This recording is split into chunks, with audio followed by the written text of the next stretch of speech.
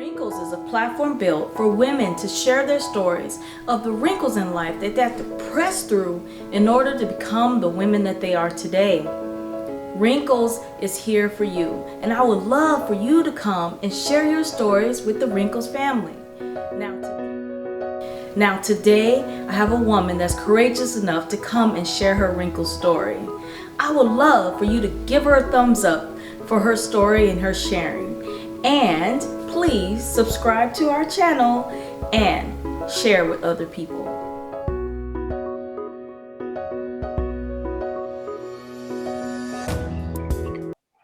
Hello, Wrinkles family. I am here with one of my co-workers, my fellow social workers.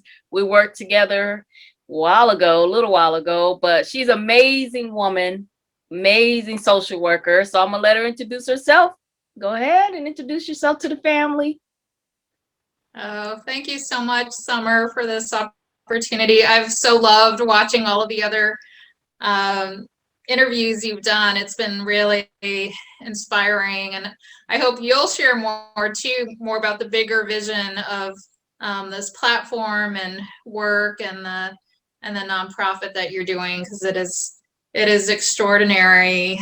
So my name is Marie Fowler. I have my master's in social work and do a lot of counseling with people, often through very difficult or stressful times, and just grateful for that knowledge and background, to help myself too, in addition to others. So it's been a wonderful platform to help people, but also just to see the larger context of how, what's happening in our society is impacting individuals, and how we can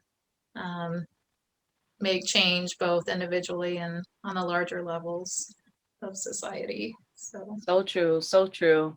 And as we work together and fellow social worker, Marie, I always admire Marie's looking like a little baby doll, young face, no wrinkles anywhere.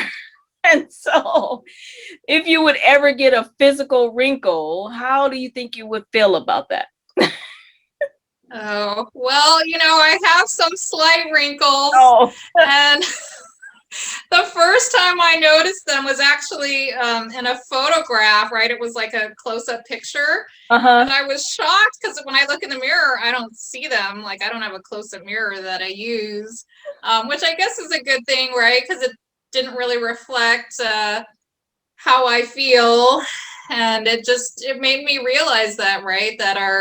It's like really what's on the inside that determines how we feel and function on the outside, and not the other way around if we choose that. So that's true. And again, the photograph, like, hey, where did that come from? Right. I was looking at it. I was like, oh, when did that happen? Yes. And as we go through life, we help people through their wrinkles. As a social worker, we help people press through. We try to be there to uplift them when they're going through wrinkles. So, we deal with this on a daily basis, other people wrinkles. But can you talk about a wrinkle that you had to press through in your life? Sure. So when I was finishing my master's program, it tears me up a little bit to think about it. My grandmother was dying, and I was very close to her. And, there's a lot of uncertainty. You never know when that exact day is coming, although you see it's in the works. And it was like so close to the end of my program that actually her funeral was the day of our last final exam, to like pass your master's program. So, and of course, that was unexpected. She was, someone who took good care of herself, would walk, for miles daily. And so it wasn't something that I really foresaw happening at that time. So, and it was definitely family, friends, and faith that got me through. And also just some of what I was studying Hmm. at that time. So part of my specialization, an area of interest in my master's program, which I was able to like do independent study in, is this field, the technical term for it is called psychoneuroimmunology, which Oh, just means, that our mind, affects our emotions, our immune system, and that even though we're taught that, these outside things um, affect and determine how we feel, hmm. that body of work actually says that we have more control um, over how we respond to these stressors than we were taught. And so it was really a gift to be studying those things at the time, because it was really, being in graduate school is hard enough. Yeah. You're at the finish line, and Yeah. then Oh, yeah. your grandmother's dying, you're like in the hospital nonstop. And, you've got all these papers and essays. And so really these tools really just help me to stay centered and calm, to be able to, finish, to take the exam, to pass, to get everything done. So Yeah. even though it was, a very challenging time, it was also highlighted why I chose to study this work. And, Yeah. I was kind of the guinea pig of, um, how effective they can be for, managing loss and stress and pressure, which so many people, are facing to Yeah. higher degrees now. So I take it you did finish and you passed that last exam because you have your degree. Yes, But that had to yes. be very difficult to even concentrate on that at the time. Was that really hard for you? It was, and it also, but just seeing her, at the end of life, and, reflecting on her life and the contributions she made through her work, it actually um, kind of refueled my dedication um, to what I was studying, and to finishing. And, you know, a friend was helping me kind of write parts of her eulogy, and I was able to reflect upon really all of her strengths and all of the ways that she got through um, difficult times. So, learning through, really having to pull a strength from her example Mm. helped so much. Oh, that's amazing. And the thing of the timing, which I love, is that, sometime, and most, this, and a lot of people I know this, you get your degree and you kind of forget about some of the stuff that you learned in school. So the timing that made you really, zone in on that specialty at the time. I mean, yes, it was a sad moment, but it kind of probably heightened the fact that you knew this is what I want to focus on, and this is going to help me get through this tough time so I can get to the point that I get my degree. So the timing had to be almost a gift, right? I do see that. And even though it was hard at the time, I did feel like those moments of grace, right? Like this was just a laser focus as to, um, why I've chosen this path, and how I want to be of service in the world. Yeah. So, what would you tell your younger self, that young girl that had your grandmother growing up? What advice would you give your younger self? That and I didn't know at that time if I was going to have to like extend my program. Like I just, because there was so much uncertainty. And I guess even now, all these years later, right? Like just knowing that that's these uncertain uncertain things happen in our life, right? Whether it is illness, loss of a loved one, other kinds of losses, right? Things happen to us that we have no control over. And Yeah. so, I guess the lesson from that is that like dreams don't have deadlines, right? That that things and that I've also learned that things happen for us, even though the challenging things, the things that seem like they're obstacles in our path, are actually for our growth and evolution. Yeah. And I remember once watching this interview with Oprah, and she said, God dreams a bigger dream for us than we can dream for ourselves. And Mm. she said that she could have never had imagined, the life that she's living.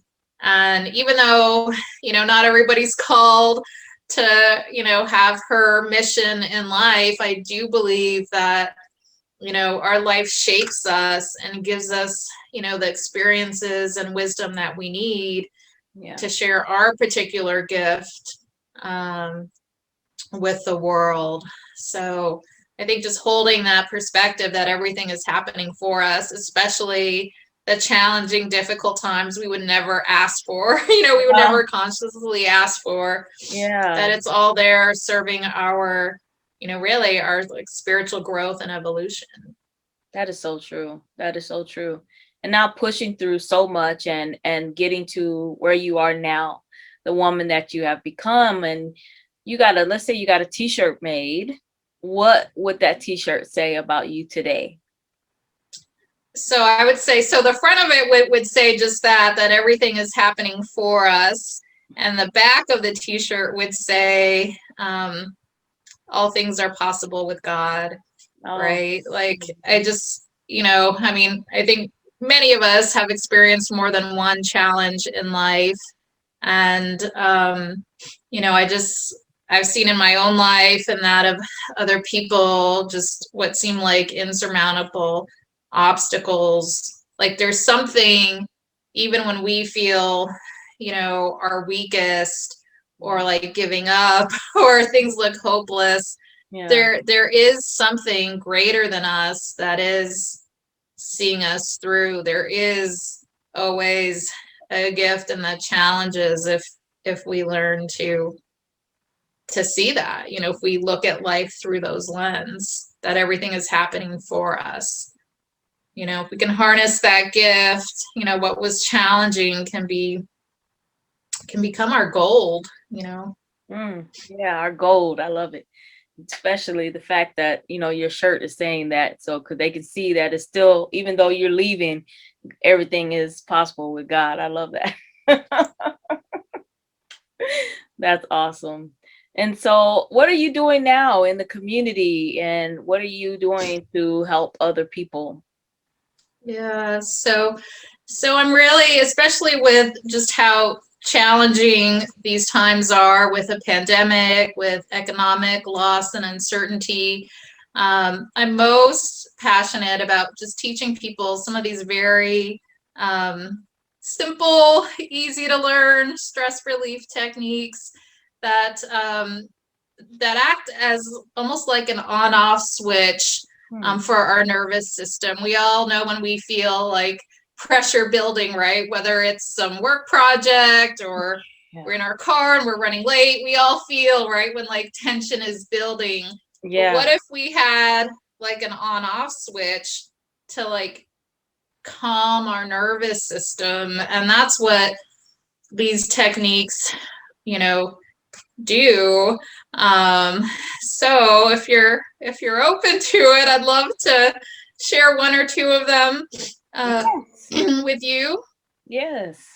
Please. Okay, so one of the really simple one, so we all have heard of the term, fight or flight, right? When we're stressed, the fight or flight, we're in fight or flight mode, which physiologically, that means when we're in that level of stress, literally 90% of the blood leaves our forebrain and like goes to our fists and our feet to either like fight or flee, right? So we're not in our most resourceful state, we're like, you know, in trigger mode. Yeah. And so, you know, one very simple thing to do that starts to turn that off is just to like gently put your, you know, just rest your hand on your forehead. And Mm-hmm. that actually, so you're probably in a calm state right now, but you know, that No, I'm actually, nervous. I'm nervous. So let me get calm. okay, so that actually keeps all of the blood in your forebrain instead of like going into this fight or flight mode. Mm. So it actually, I remember one time when I was, you know, I did some work at a psychiatric hospital, and I was teaching that just very simple, right? Mm. And this woman was, she was there. She was like going through some sort of like domestic violence situation, and she got a very triggering phone call about her husband, and she was, I was like walking in the hallway, and she got the call, and I could see her stress levels going up, right? And Mhm. I just looked at her and I went like this, right? Just a reminder. Yeah. And I was talking to someone else in the hallway, but I was watching her, like in just a couple of seconds, like she was calm, she was Mm. able to you know, just be very clear and centered and state what she needed and handle the situation instead of spiraling out of control. Wow. So Wow. it's, you know, and sometimes I don't like work out at the gym a lot, but sometimes when like, you know, when you overdo it and you just feel so fatigued, you know, sometimes I'll just like drive home like this. I'll have my left hand just resting on the, you know, on the window, Wow. on the Yeah. car Yeah. window, and I'll just drive home like this. Or if I'm like freaked out about my taxes, I'll just have my hand on my forehead as I'm like tabulating stuff, you Nice. know, or just even like when you're lying on the couch watching TV or lying in bed, it does start to diffuse that fight or flight response. So it is like an on and off switch. Um, How long does it usually like take? Like how many is it uh, depends on how stressed you are, or is yeah, it? you know, I mean, it can even start to shift things in a couple of seconds, or, you know, Mhm. sometimes if I'm really stressed, I'll just, you know, I don't watch a ton of TV either, but if, you know, I'll like watch TV like this, um, or I'll just, you know, lie down and just close my eyes and just, so it's just kind of, you know, it's just turning off that fight or flight Hmm. response in the body. So it's so simple. Like you've probably seen people when they get bad news and they're like, "Oh my God," Yeah, right? yeah. That's what I was thinking It's about because the first thing you do is like slap your head, and I never right. thought There's about. Yeah. actually there's actually, you know, science behind it. It's actually keeping all of that blood in the forebrain instead of to our, you know, limbs to fight or flight. So that's one very simple technique. The other one is really simple as well. Um, it's same principle. So that's like turning off your fight or flight response. And then Mm-hmm. this one is like a little bit on steroids, right? Like it can do that even faster. So what it does, so it just combines, just real quick on the background. So you might have heard of it. It's called EFT, emotional freedom techniques, or tapping. There's been some New York Times best-selling books on it. It's been featured on, you know, major TV shows like Dr. Oz and several other ones. So just the brief premise behind it is that you know, same thing, like when we're stressed, we'll either, you know, like rub our temples or our Mm-hmm. shoulders, right? Like we know that stress has, you know, we carry it Yeah, physically, right? right there. Yeah. Yeah. And so what this technique does, it combines um, acupressure, which comes from traditional Chinese medicine, which which is, you know, if you probably remember in biology classes, right? They have the diagrams of all the veins and arteries and how the, you know, the heart pumps blood throughout the body. Well, Mhm. in traditional Chinese medicine, they have the same map, except it's of meridians, which are just pathways of how energy is just distributed throughout the body, right? So we all know that digestion is the process of turning food into energy. They've actually like mapped out how that happens. So this technique combines aspects of acupressure. So you're just gently touching or just rubbing parts of the body that have that calming response, while and it combines it with modern psychology. So you're also at the same time you're just thinking about like a something that's stressing you out. So just like in a computer, if you're going to delete a file, you have to pull it up first to delete it. Kind of the same like this. So you focus on something stressful, and then you just gently rub or tap on these acupressure points. So I can guide you through it in like 2 or 3 minutes if you like. It's really powerful, and it's a game changer for a lot of people. Yeah. Okay, so I'll just invite you. It could just to think of something small that's maybe stressful from the past, something that was, when you think about it, still kind of bothers you or upsets you, or just has a little bit of a charge. You don't have to say it out loud, but does something come to mind? Oh yeah, failed the test. Yep, got it. Okay. Okay. So when you think about that, how like disturbing or stressful does it feel on a scale from 0 to 10? It's about a 7. Okay. Okay. So that's we're just gonna gauge and see how this might shift that for you. So I'll just quickly just go through the points. There's about 9 or 10 points.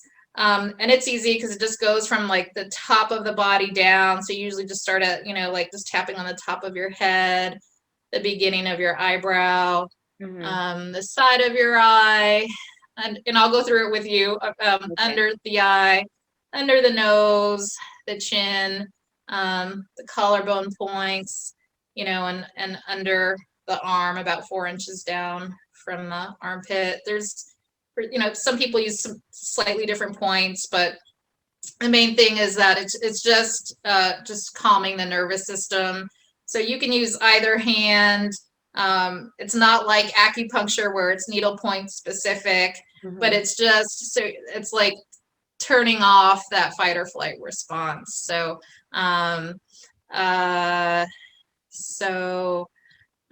so we can we can jump in. I'll guide you through it. So you just start tapping at the top of your head and just giving yourself permission to just, maybe feel the stress of, feel and release the stress of failing that test. Yeah. And tapping at the beginning of the eyebrow. Is this a test that you have to take again? Yeah.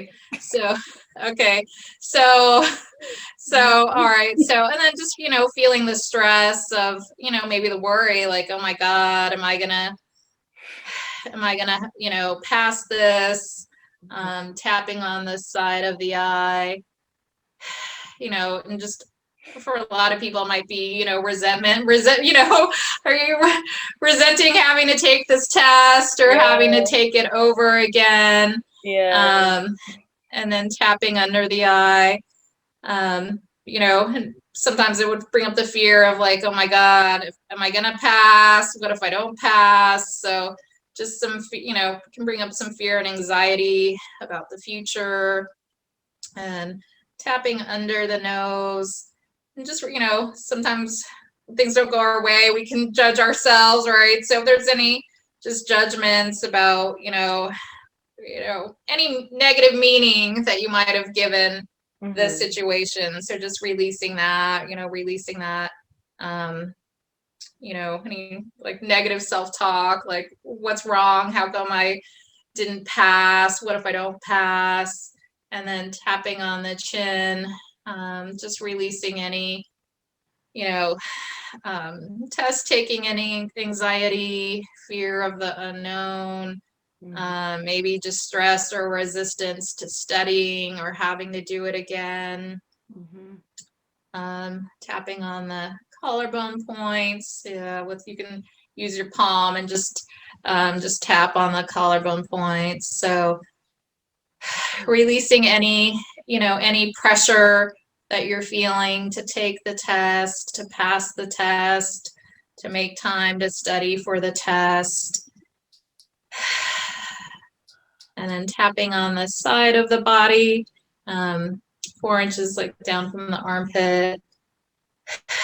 And just just breathing out any pressure, stress, any uncertainty about the exam or what's going to happen.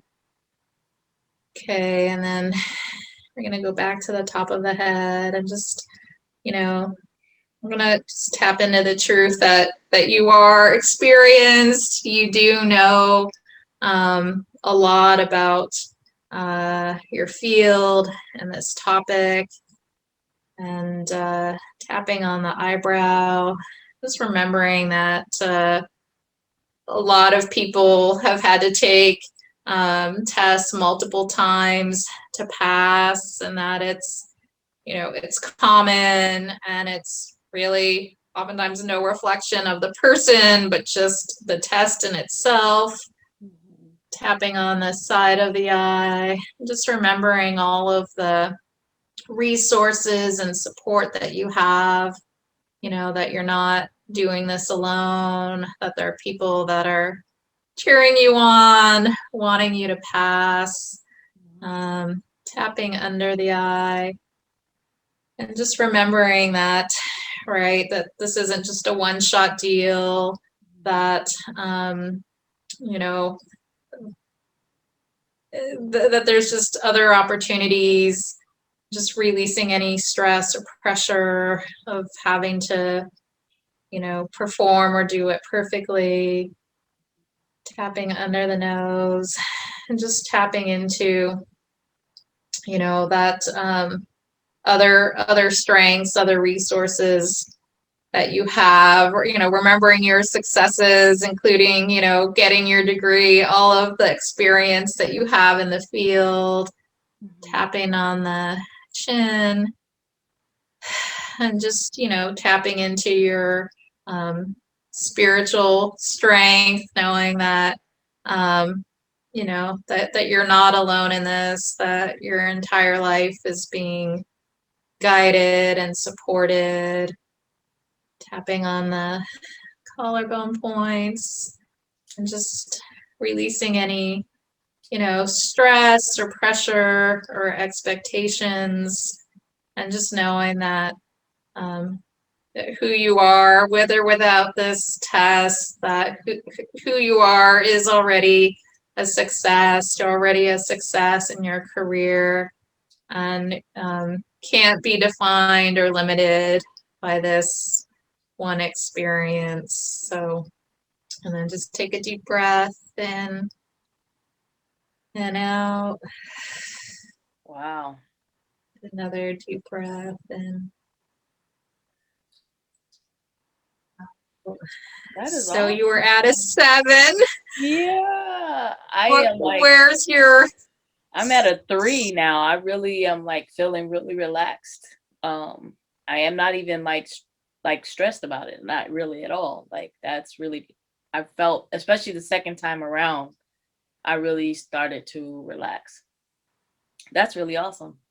Wonderful. Yeah, it only took a couple minutes. So I love it, because we all, I think so much of the time we're not always aware of how much stress and pressure we're carrying day to day. So even to tap on one point, at a stop sign, just, because the clinical research on it has been phenomenal, and showing that it reduces cortisol, which is a stress hormone in our body.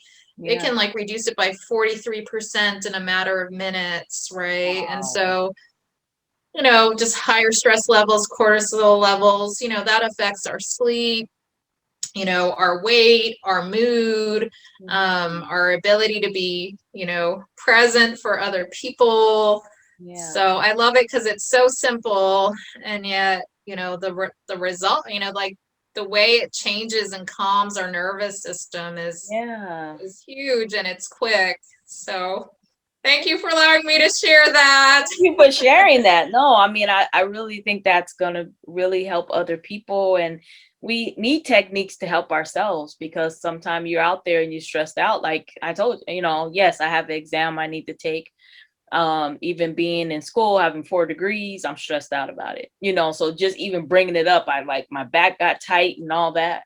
But just, actually focusing on the positive, like you were saying, and using that technique, like that's something I'm gonna take with me. So thank you for sharing that. Also, hopefully we can have you come back. Maybe you can teach more things to some of these women because we deal with so much. I know my shoulders are always high up because I'm always running around helping other people.